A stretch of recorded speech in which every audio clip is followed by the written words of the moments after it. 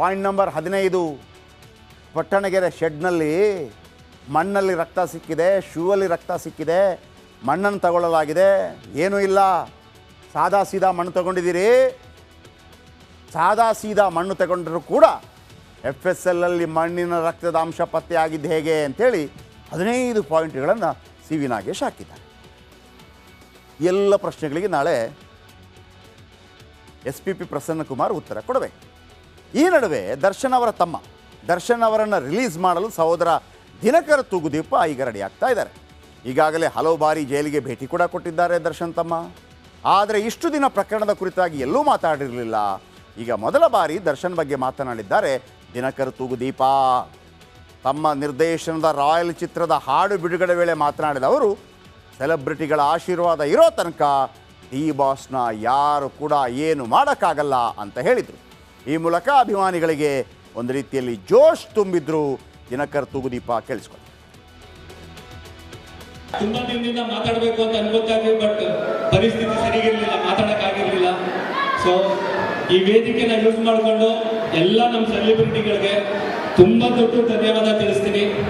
ಯಾಕಂದ್ರೆ ಇವತ್ತು ನಾವು ಏನಿದ್ದೀವಿ, ಏನು ಹೆಸರು ಮಾಡಿದ್ದೀವಿ, ಏನು ನಮ್ಮ ಎಫರ್ಟ್ಗೆ ಪ್ರೋತ್ಸಾಹ ಕೊಡ್ತಾ ಇದ್ರ, ಅದೆಲ್ಲರೂ ನಮ್ಮ ಬಿಗ್ ಬಾಸ್ ಫ್ಯಾನ್ಸು, ನಮ್ಮ ಸೆಲೆಬ್ರಿಟಿಗಳು ಆ್ಯಂಡ್ ಕರ್ನಾಟಕ ಚಿತ್ರಪ್ರೇಮಿಗಳು. ಆ್ಯಂಡ್ ಥ್ಯಾಂಕ್ ಯು ಎಲ್ಲರಿಗೂ. ಹಾಗಿದ್ರೆ ನಾಳೆ ದರ್ಶನ್ ರಿಲೀಸ್ ಆಗ್ತಾರ? ಈಗ ಸಿ ವಿ ನಾಗೇಶ್ ಅವರು 15 ಪಾಯಿಂಟ್ ಏನು ಹೇಳಿದರು ಅಂತ ನಾನು ನಿಮಗೆ ಹೇಳಿದೆ. ಅದಕ್ಕೀಗ ಉತ್ತರ ಕೊಡಬೇಕು ಯಾರು? SPP, ಸ್ಪೆಷಲ್ ಪಬ್ಲಿಕ್ ಪ್ರಾಸಿಕ್ಯೂಟರ್, ಅಂದರೆ ಗೌರ್ಮೆಂಟ್ ಕಡೆಯಿಂದ ಮಾಡಿದಂಥ ಲಾಯರ್. ಏನು ಉತ್ತರ ಕೊಡಬೇಕು? ಸಿ ವಿ ನಾಗೇಶ್ ಏನು ಕೇಳಿದರು?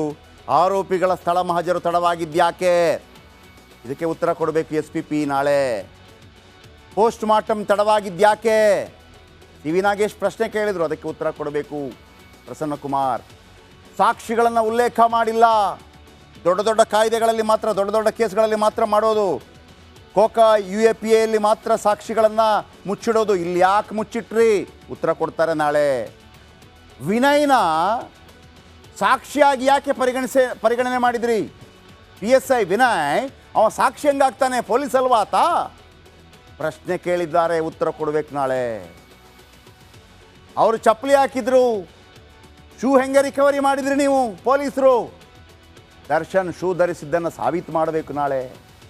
ಎಲ್ಲ ಪ್ರಶ್ನೆಗಳಿಗೆ ಉತ್ತರ ಕೊಡಬೇಕಾಗತ್ತೆ ಪ್ರಸನ್ನಕುಮಾರ್. ಆಮೇಲೆ ಸಿ ವಿ ನಾಗೇಶ್ ಇನ್ನೊಂದು ಪ್ರಶ್ನೆ ಕೇಳಿದ್ದಾರೆ. ಬಟ್ಟೆ ಒಗೆದ್ರೂ ಕೂಡ ರಕ್ತದ ಕಲೆ ಪತ್ತೆ ಆಗಿದೆ, ಹೆಂಗ್ರಿ ಪತ್ತೆ ಆಗತ್ತೆ? ಬಟ್ಟೆ ಒಗೆದಿಲ್ವಾ, ರಕ್ತದ ಕಲೆ ನಿಮ್ಗೆ ಹೆಂಗೆ ಸಿಕ್ತು? ಅದಕ್ಕೆ ಉತ್ತರ ಕೊಡ್ತಾರೆ. ಏನು? ಫಾಲಿಕಲ್ ಟೆಸ್ಟ್ ಮಾಡಿದರೆ, ಫಾಲಿಕಲ್ ಟೆಸ್ಟ್ ಮಾಡಿದರೆ ನೀವೆಷ್ಟೇ ಬಾರಿ ಒಗೀರಿ, ರುಬ್ಬಿ ಆದರೂ ಕೂಡ ರಕ್ತದ ಕಲೆ ತಿಳಿಯುತ್ತೆ. ಅದನ್ನು SPP ನಾಳೆ ಹೇಗೆ ಹೇಳ್ತಾರೆ ಅನ್ನೋದು ವೆರಿ ಇಂಟ್ರೆಸ್ಟಿಂಗ್. ಇನ್ನು ಹಣದ ಬಗ್ಗೆ ಸಿ ವಿ ನಾಗೇಶ್ ಖಡಕ್ ವಾದ ಮಂಡನೆ ಮಾಡಿದರು. ಏನ್ರಿ, ಮೋಹನ್ ರಾಜ್ ಅನ್ನೋರು ದುಡ್ಡು ಕೊಟ್ಟು ಹೋಗಿದ್ದಾರೆ, ನೀವು ಹೇಳ್ತೀರಿ ಸರೆಂಡರ್ ಮಾಡೋದಕ್ಕೆ ಅಲ್ಲ ಅಲ್ವಾ?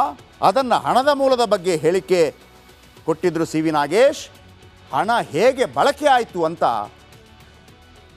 ಸ್ಪೆಷಲ್ ಪಬ್ಲಿಕ್ ಪ್ರಾಸಿಕ್ಯೂಟರ್ ನಾಳೆ ಹೇಳಬೇಕಾಗತ್ತೆ. ಅದರ ಜೊತೆಗೆ ಬೇರೆ ಪಾಯಿಂಟ್ಗಳು ಕೂಡ ಇರ್ಬೋದು. ಈಗ 3 ವಿಭಾಗ ವೀಕ್ಷಕರೇ. ಒಂದು C V Nagesh. C V Nagesh ಗ್ರೇಟಾ, SPP ಗ್ರೇಟಾ, ಮತ್ತು ದಿನೇಶ್ ಮತ್ತು ಚಂದನ್ ಗ್ರೇಟಾ? ಮಜಾ ಇದೆ ನಾಳೆ. ಎಲ್ಲ ಪಾಯಿಂಟ್ಗಳನ್ನು ನಾಳೆ ಹೇಳ್ತಾ ಹೋಗ್ತೀವಿ. ಈಗ ನಿಮಗೆ ಅರ್ಥ ಆಗಿರ್ಬೋದು ನಾಳೆ ಯಾವ ರೀತಿ ವಾದ ಮಂಡನೆ ಆಗುತ್ತೆ. ಅದಾದ ಮೇಲೆ ಬೇಲ್ ಬಗ್ಗೆ ನಿರ್ಧಾರ ಆಗುತ್ತೆ. ಮತ್ತೊಂದು ಪಾಯಿಂಟ್, ಹೆಲ್ತ್ ಇಶ್ಯೂಸ್. ನಿಜವಾಗ್ಲೂ ದರ್ಶನ್ ಅವರನ್ನು ಬೆನ್ನು ನೋವಲ್ಲಿ ನೋಡುವಾಗ ಒಂಥರ ಬೇಸರ ಆಗುತ್ತೆ. ದರ್ಶನ್ ಕೊಲೆ ಕೇಸ್ನಲ್ಲಿ ಅವರ ಪಾತ್ರ ಇದೆ ಅನ್ನೋ ಕಾರಣಕ್ಕಾಗಿ ಯಾರೂ ಕ್ಷಮಿಸುವಂತಿಲ್ಲ. ಕೊಲೆ ಕೇಸು, ಅದನ್ನು ಯಾವುದೇ ಕಾರಣಕ್ಕೂ ಕೂಡ ಎಷ್ಟೇ ದೊಡ್ಡ ವ್ಯಕ್ತಿ ಆದರೂ ಕೂಡ ಕ್ಷಮಿಸಬಾರದು. ಅದು ಸಮಾಜಕ್ಕೆ ತಪ್ಪು ಸಂದೇಶ ಹೋಗುತ್ತೆ. ದೊಡ್ಡವನಾಗಿದ್ದರೆ, ದುಡ್ಡನವಾಗಿದ್ದರೆ ಏನು ಬೇಕಿದ್ರೂ ಮಾಡ್ಬೋದಾ ಅಲ್ವಾ? ಇವನ್ ಸಿದ್ದರಾಮಯ್ಯ ಮೂಡ ಕೇಸ್ ಇದೆಯಲ್ಲ, ಅವರದಲ್ಲಿ ಅವರು ಆ ಮೂಡ ಕೇಸ್ 14 ಸೈಟ್ ಪಡ್ಕೊಳ್ಳೋದಕ್ಕೆ ತಮ್ಮ ಪ್ರಭಾವ ಬಳಸಿದ್ದಾರೆ, ತಮ್ಮ ಅಧಿಕಾರವನ್ನು ಬಳಸಿದ್ದಾರೆ, ಕಾನೂನಿಗೆ ವಿರುದ್ಧವಾಗಿ ನಡೆದುಕೊಂಡಿದ್ದಾರೆ. ಅವರಿಗೂ ಶಿಕ್ಷೆ ಆಗಬೇಕು. ಅದರಲ್ಲಿ ಎರಡು ಮಾತೇ ಇಲ್ಲ. ಅದಕ್ಕೆ ಹಾಗೆಯೇ ಹಾಗಂತ ಬೆನ್ನು ನೋವಾಗಿದೆ ಅಂತ ಹೇಳುವಾಗ ಒಂದು ರೀತಿಯಲ್ಲಿ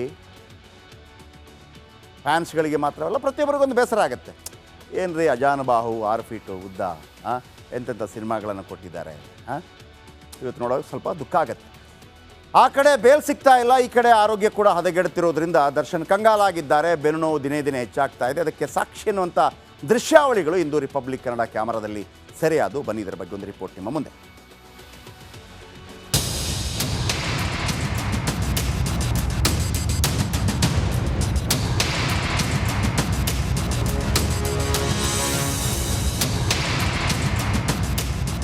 ಈ ದೃಶ್ಯವನ್ನೊಮ್ಮೆ ಗಮನಿಸಿ. ದರ್ಶನ್ ಬೆನ್ನು ನೋವಿನಿಂದ ಬಳಲ್ತಾ ಇರೋದು ಸತ್ಯ ಅಂತ ಸ್ಪಷ್ಟವಾಗಿ ಹೇಳ್ತಾ ಇದೆ. ಇಂದು ಪತ್ನಿ ವಿಜಯಲಕ್ಷ್ಮಿ ಅವರನ್ನ ಭೇಟಿ ಮಾಡಿದ ಬಳಿಕ ದರ್ಶನ್ ವಾಪಸ್ ಸೆಲ್ಗೆ ಹೊರಟಿದ್ರು. ಆಗ ಬೆನ್ನು ನೋವು ತಾಳಲಾರದೆ ಒದ್ದಾಡಿದ್ರು. ಬಳ್ಳಾರಿ ಸೆಂಟ್ರಲ್ ಜೈಲಲ್ಲಿರೋ ಚಿತ್ರದುರ್ಗದ ರೇಣುಕಾ ಸ್ವಾಮಿ ಕೊಲೆ ಕೇಸ್ನ 2ನೇ ಆರೋಪಿ ದರ್ಶನ್ಗೆ ಬೆನ್ನು ನೋವಿನ ಸಮಸ್ಯೆ ಕಾಡ್ತಾ ಇದೆ. ಜೈಲು ಸೇರಿದಾಗಿನಿಂದಲೂ ಬೆನ್ನು ನೋವಿನ ಸಮಸ್ಯೆ ಉಲ್ಬಣಿಸ್ತಾಲೇ ಇದೆ. ಇದಕ್ಕಾಗಿ ನಟನಿಗೆ ಸರ್ಜಿಕಲ್ ಚೇರ್ ವ್ಯವಸ್ಥೆ ಕೂಡ ಮಾಡಲಾಗಿತ್ತು. ಇಷ್ಟಲ್ಲದೆ ನಟ ಫಾರಿನ್ ಟಾಯ್ಲೆಟ್ ಬೇಕು ಅಂತ ಬೇಡಿಕೆ ಕೂಡ ಇಟ್ಟಿದ್ರು. ಜೈಲಿನ ವೈದ್ಯರು ಶನಿವಾರ ಭಾನುವಾರ ಆರೋಗ್ಯ ತಪಾಸಣೆಯನ್ನ ಕೂಡ ನಡೆಸಿದ್ರು. ನೋವು ನಿವಾರಣೆಗೆ 10 ದಿನ ಮಾತ್ರೆಗಳನ್ನ ತೆಗೆದುಕೊಳ್ಳುವಂತೆ ಸೂಚಿಸಿದ್ರು. ಆದ್ರೂ ನೋವು ಮಾತ್ರ ಶಮನವಾಗಿಲ್ಲ. ಆದ್ರಿಂದ MRI ಸ್ಕ್ಯಾನ್ ಅನ್ನ ಮಾಡಿಸುವಂತೆ ವೈದ್ಯರು ಸೂಚನೆ ನೀಡಿದ್ದಾರೆ. ಆದ್ರೆ ನಟ ದರ್ಶನ್ ನಿರಾಕರಿಸಿದ್ದು ಬೆಂಗಳೂರಿನಲ್ಲಿ ಚಿಕಿತ್ಸೆ ಪಡೆಯುವೆ ಅಂತ ಹಠ ಹಿಡಿದಿದ್ದಾರೆ. ಹೆಚ್ಚಾಗ್ತಾ ಇದೆ, ಆದ್ದರಿಂದ ಬೆಂಗಳೂರಲ್ಲಿ ಚಿಕಿತ್ಸೆ ಪಡೆಯಲು ಅವಕಾಶ ನೀಡಿ ಅಂತ ದರ್ಶನ್ ಕೇಳೋ ಸಾಧ್ಯತೆ ಇದೆ. ಒಂದು ವೇಳೆ ವಾದಕ್ಕೆ ಕೋರ್ಟ್ ಮಣೆ ಹಾಕಿದಲ್ಲಿ ಕಾಟೇರ ಮತ್ತೆ ರಾಜಧಾನಿಗೆ ಶಿಫ್ಟ್ ಆಗೋದು ಪಕ್ಕ. Renukaradhya, republic Kannada, Ballari. Welcome back. ನಾಳೆ SPP ಪ್ರಸನ್ನಕುಮಾರ್ ವಾದ ಮಂಡನೆ ಮಾಡ್ತಾರಲ್ವಾ, CP ಏನು ನಾಗೇಶ್ ಅವರ ಕೇಳಿದಂಥ ಪ್ರಶ್ನೆಗಳಿಗೆ. ಆದರೆ ಅವ್ರು ಪ್ರಶ್ನೆ ಕೇಳೋದು ಪೀಠಕ್ಕೆ, ಜಡ್ಜಿ ಕೇಳೋದು, ನೋಡಿ ಸ್ವಾಮಿ ಹಿಂಗಾಗಿದೆ ಹಿಂಗಾಗಿ ಪೀಠಕ್ಕೆ ಉತ್ತರ ಕೊಡ್ತಾರೆ. ಅದಕ್ಕಿಂತಲೂ ಹೆಚ್ಚಾಗಿ ದರ್ಶನ್ ಫ್ಯಾನ್ಸ್ ಇರ್ಬೋದು ಅಥವಾ ಈ ಕೇಸ್ನ ಬಗ್ಗೆ ಕುತೂಹಲದಿಂದ ನೋಡ್ತಾ ಇರೋರು ಕೂಡ ಒಂದು ಗಮನಕ್ಕೆ ತರ್ತೀನಿ. ಈ ವಿಚಾರ ಇದೆಯಲ್ಲ, ಈಗ ನಾನು ಹೇಳುವಂಥ ವಿಚಾರ ಇದೆಯಲ್ಲ, ಇದು ನಾಳೆ ಒಂದು ವೇಳೆ ದರ್ಶನ್ಗೆ ತೊಡಕಾದರೂ ಆಗಬಹುದು. SPP ಇದನ್ನೇ ನಾಳೆ ಪ್ರಖರವಾಗಿ ವಾದ ಮಂಡನೆ ಮಾಡುವ ಸಾಧ್ಯತೆ ಇದೆ. ಏನದು? ನಾಳೆ ನಟ ದರ್ಶನ್ ಬೇಲ್ ಭವಿಷ್ಯ ನಿರ್ಧಾರ ಆಗ್ತಾ ಇದೆ. SPP ವಾದದ ಮೇಲೆ ನಿಂತಿದೆ ಬೇಲ್ ಭವಿಷ್ಯ ಅಲ್ವಾ. ಆದರೆ ದರ್ಶನ್ ಅವರ ಮೊಬೈಲ್ ಇದೆಯಲ್ಲ, ಅದರ ಮೇಲೆ ಎಲ್ಲರ ಕಣ್ಣಿದೆ. ಈ 17 ಜನರಲ್ಲಿ ಒಂದು 15 ಜನರದ್ದು ಮೊಬೈಲ್ ರಿಟ್ರೀವ್ ಎಲ್ಲ ಮಾಡಿದ್ರಲ್ಲ, ದರ್ಶನ್ ಇನ್ನೂ ಮಾಡಿಲ್ಲ. 2 ತಿಂಗಳಿನಿಂದ ಹೈದರಾಬಾದ್ FSLನಲ್ಲಿದೆ ಮೊಬೈಲ್. ದರ್ಶನ್ ಮೊಬೈಲ್ನಲ್ಲಿ ಏನಿದೆ ಅಂತ ಇಲ್ಲಿ ತನಕ ಗೊತ್ತಾಗಿಲ್ಲ. ಡಿಜಿಟಲ್ ಎವಿಡೆನ್ಸ್ ಇದೆಯಾ? ಗೊತ್ತಾಗಿಲ್ಲ. ಯಾಕೆ ಗೊತ್ತಾಗಿಲ್ಲ ಸರ್? ಉಳಿದವ್ರದ್ದೆಲ್ಲ ಆಯ್ತಲ್ಲ. ಆಗಿದೆ.